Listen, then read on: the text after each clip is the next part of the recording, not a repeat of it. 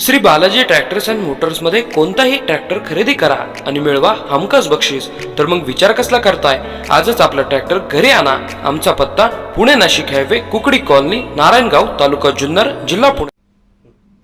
जय शिवराय। आंबेगाव तालुक्यातल्या एका अंगणवाडी सेविकेने रेश्मा पारधी यांनी शालेय पोषण आहाराच्या संदर्भामध्ये एक व्हिडिओ सोशल मीडियावर पोस्ट केला आणि त्यांनी सोशल मीडियावर हा व्हिडिओ पोस्ट केला म्हणून त्यांच्यावर निलंबनाची कारवाई करण्यात आली।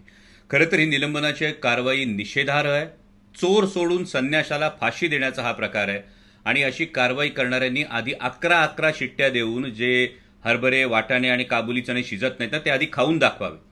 म्हणजे कदाचित कागदी घोड्यांच्या मते, कागदपत्रांच्या मते या अंगणवाडी सेविकेचा, या भगिनीचा मार्ग चुकला असेल, पण तिचा हेतू काय होता हा जास्त महत्त्वाचा आहे। या संपूर्ण शालेय पोषण आहाराची खरेदी राज्य स्तरावर केली जाते आणि त्यामुळं या भगिनीवर कारवाई करण्याआधी हे जे कोणी ठेकेदार आहेत, हे जे कोणी पुरवठादार, कंत्राटदार आहेत, ते पुरवठादार, कंत्राटदार आणि या शालेय पोषण आहाराच्या साहित्याच्या गुणवत्तेची तपासणी करणारे अधिकारी यांच्यावर आधी कारवाई करण्यात यावी अशी मी माननीय मुख्यमंत्री महोदयांना विनंती करतो। आणि मग त्यानंतर हे जे काही शिस्तभंग आणि इतर जे कागदी घोडे आहेत हे त्यानंतर नाचवावेत अशी माझी कळकळीची विनंती आहे। कारण काल सुद्धा जुन्नर तालुक्यामध्ये काळवाडी इथल्या शाळेच्या पोषण आहाराच्या संदर्भात तक्रारी होत्या। शालेय शिक्षण समितीची बैठक सुरू होती आणि जेव्हा माल सप्लाय करणारा टेम्पो तिथे आला तेव्हा ग्रामस्थांनी या टेम्पोतल्या साहित्याची तपासणी केली।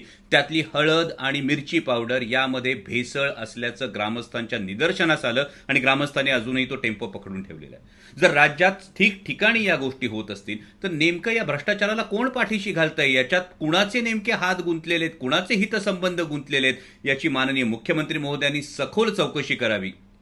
कारण जर देशाच्या भविष्याशी, या लेकरांच्या आरोग्याशी खेळून 4 पैसे काळ्या मार्गाने कमवण्याचा जर या ठेकेदारांचा किंवा यामध्ये जे गुणवत्ता तपासणारे अधिकारी आहेत त्यांचं दुर्लक्ष होत असेल तर माणूस म्हणून घ्यायला आपण कितपत पात्र आहोत याचा विचार करण्याची गरज आलेली आहे। या भगिनीच्या पाठीशी आम्ही ठामपणे उभे आहोत, त्यामुळे तिच्यावरची निलंबनाची कारवाई मागे घेऊन उलट तिचा सत्कार करण्यात यावा, कारण तिने एवढ्या मोठ्या भ्रष्टाचाराला वाचा फोडलेली आहे। आणि जर या पद्धतीनं आवाज उठवणाऱ्यांचा आवाज दडपण्याचा प्रयत्न झाला तर मग या विषयात सुद्धा आंदोलनाचा पवित्रा घ्यावा लागेल।